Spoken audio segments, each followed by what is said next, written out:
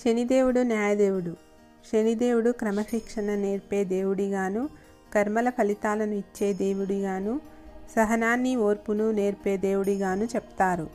శనిదేవుడు జాతకంలో మంచి స్థానంలో ఉంటే మంచి ఫలితాలను, చెడు స్థానంలో ఉంటే చెడు ఫలితాలను ఇస్తాడు. ఆయన కొన్నిసార్లు ఊహించని శుభాలను, మరికొన్నిసార్లు తట్టుకోలేని బాధలను కూడా ఇస్తాడు. అటువంటి శనిదేవుడిని ప్రసన్నం చేసుకోవడానికి ఒక ప్రత్యేకమైన రోజు ఉంటుంది. అదే శని త్రయోదశి. ఈ నెలలో డిసెంబర్ 28వ తేదీన శని త్రయోదశి తెల్లవారుజామున 2:26 ప్రారంభమవుతుంది. త్రయోదశి తిథి మళ్ళీ డిసెంబర్ 29, 2024 ఉదయం 3:32 ముగుస్తుంది. వేద జ్యోతిష శాస్త్రంలో శని త్రయోదశికి చాలా ప్రత్యేకమైన ప్రాధాన్యత ఉంటుంది. శని త్రయోదశి శనికి ఇష్టమైన రోజు. శనివారం విష్ణువుకు, త్రయోదశి ఆ పరమశివునికి ఇష్టమైన రోజు. కాబట్టి శని త్రయోదశి రోజు శివకేశవులతో పాటు శని భగవానుని కూడా ప్రత్యేకంగా పూజిస్తారు. శని త్రయోదశి నాడు శని భగవానుని శాంతింపచేసే పూజలు చేస్తే ఏలినాటి శని, అర్ధాష్టమ శనితో బాధపడే వారికి ఉపశమనం కలుగుతుంది. శని త్రయోదశి జాతకంలో శని ప్రతికూల ప్రభావాలతో బాధపడే వారికి చాలా విశిష్టమైన రోజు. ఈ రోజు నియమనిష్టలతో శని పూజ చేస్తే శనిదేవుడు సంతోషిస్తాడు. ఫలితంగా వారిపై శని అనుగ్రహాన్ని చూపిస్తాడు. శని త్రయోదశి నాడు శనిదేవుని కటాక్షం కోసం ఉదయాన్నే తలస్నానం చేసి శనిదేవునికి ఇష్టమైన నల్లని రంగు దుస్తులు ధరించి పూజలు చేయాలి.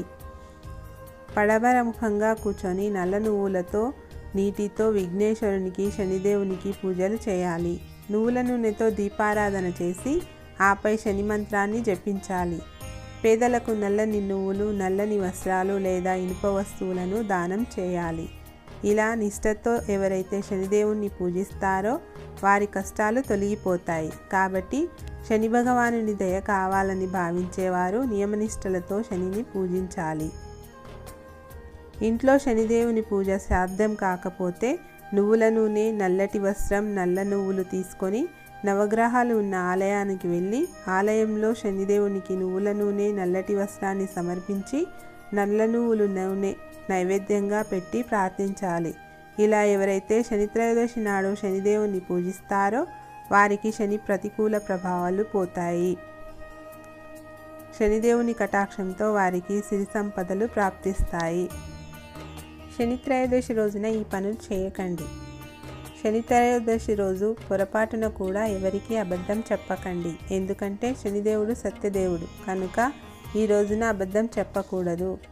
శనీశ్వరునికి కోపం చాలా సులభంగా వస్తుంది కనుక శని త్రయోదశి రోజున ప్రశాంతంగా ఉండేందుకు ప్రయత్నించండి. ఎవరినైనా అవమానించడం శని దోషాన్ని కలిగిస్తుంది కనుక ఈ రోజున ఎవరిని అవమానించకూడదు. అరికాలు లేదా పాదాలతో ఎవరినైనా తాకటం శనిదోషాన్ని కలిగిస్తుంది. శనీశ్వరుడు ఒకరి గురించి చెడుగా మాట్లాడడం ద్వారా కోపం తెచ్చుకోవచ్చు కనుక ఎవరి గురించి చెడుగా మాట్లాడవద్దు. మాంసం, చేపలు, గుడ్లు మొదలైన తామసిక ఆహారాన్ని తీసుకోవడం మానుకోండి. మద్యం సేవించడం వల్ల శనిదోషం పెరుగుతుంది. శని త్రయోదశి రోజున శనీశ్వరుని ఆరాధించండి. నల్ల నువ్వులను దానం చేయండి. రావి చెట్టుకు నీరు అందించండి. హనుమంతుణ్ణి పూజించండి. పేదలకు ఆహారాన్ని అందించండి. శని చాలీసాను పఠించండి. శని త్రయోదశి ప్రాముఖ్యత. శని దోషంతో బాధపడే వారికి శని త్రయోదశి నాడు ఉపవాసం ఎంతో మేలు చేస్తుందని నమ్ముతారు. శని దోషం ప్రభావం వల్ల జీవితంలో అనారోగ్యం, ఆర్థిక సమస్యలు, కుటుంబ కలహాలు మొదలైన అనేక రకాల సమస్యలు తలెత్తుతాయి. శని త్రయోదశి రోజున ఉపవాసం ఉండడం వల్ల ఈ సమస్యల నుంచి ఉపశమనం లభిస్తుంది. జీవితంలో సుఖ సంతోషాలు కలుగుతాయి. శనీశ్వరుని అనుగ్రహం వల్ల మనిషికి కీర్తి, ఐశ్వర్యం లభిస్తాయి. శనీశ్వరుని అనుగ్రహం వల్ల ఆయుష్, ఆరోగ్యం పెరుగుతాయి. ఆరోగ్యంగా ఉంటారు. ఈ వ్రతాన్ని ఆచరించడం ద్వారా కోరిన కోరికలు నెరవేరుతాయి. హిందూ మత గ్రంథాల ప్రకారం శని త్రయోదశి ప్రదోష వ్రతం వెనుక ఉన్న కథ ఏమిటో తెలుసుకుందాం. పురాతన కాలంలో ఒక వ్యాపారి తన కుటుంబంతో ఒక నగరంలో నివసించేవాడు. పెళ్ళైన ఎన్ని సంవత్సరాలు గడిచినా ఆ వ్యాపారికి సంతానం కలగలేదు. ఈ కారణంగా వ్యాపారి దంపతులు ఎప్పుడూ విచారంగా ఉండేవారు. ఒకరోజు ఈ దంపతులు సంతానం కోసం తీర్థయాత్రలకు వెళ్ళాలని నిర్ణయించుకున్నారు. అనంతరం శుభముహూర్తంలో ఇద్దరు తీర్థయాత్రలకు బయలుదేరారు.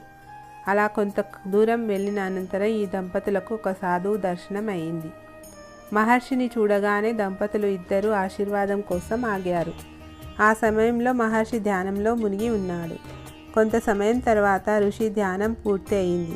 ధ్యానం నుంచి లేచిన ఋషికి దంపతులు నమస్కరించారు.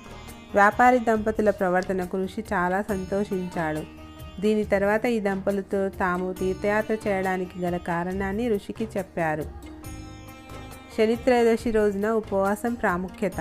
వ్యాపారి దంపతుల వెదను, సంతానం కోసం వారు పడుతున్న బాధను చూసిన తర్వాత ఋషి వారిద్దరికీ శని త్రయోదశి ఉపవాసం దాని ప్రాముఖ్యత గురించి చెప్పాడు. ఈ వ్రతాన్ని ఆచరించమని కూడా ఋషి ఇద్దరికి సలహా ఇచ్చాడు. ఆ తర్వాత ఇద్దరు తీర్థయాత్రలకు వెళ్ళారు. తీర్థయాత్రలను ముగించుకొని తిరిగి ఇంటికి వచ్చిన తర్వాత దంపతులు ఇద్దరు శనిత్రయోదశి వ్రతాన్ని ఆచరించి శివుణ్ణి పూజించారు. కొంతకాలం తర్వాత వ్యాపారి భార్య గర్భం దాల్చి మంచి సంతానానికి తల్లి అయ్యింది. ఈ విధంగా శనిత్రయోదశి ప్రభావం కారణంగా వ్యాపారి దంపతులు సంతానం పొందారు. సంతానం లేని వారు శనిత్రయోదశి రోజున పూజ చేయడం, ఉపవాసం ఉండడం ఫలవంతం అని నమ్మకం.